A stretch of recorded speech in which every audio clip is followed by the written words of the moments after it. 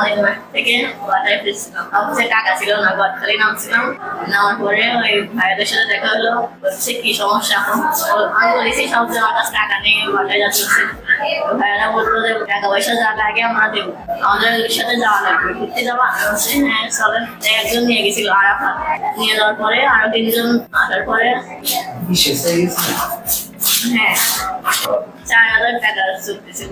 ওরা বলছিল আমাদের সাথে থাকা লাগবে, 4,000 টাকা দেবো। পরে কি আপনি ওদের সাথে গেছিলেন? হ্যাঁ গেছিলাম। কোথায় গেছিলেন? ওদের সাথে কোথায় গেছিলেন? গদখালি লিচু বাগান।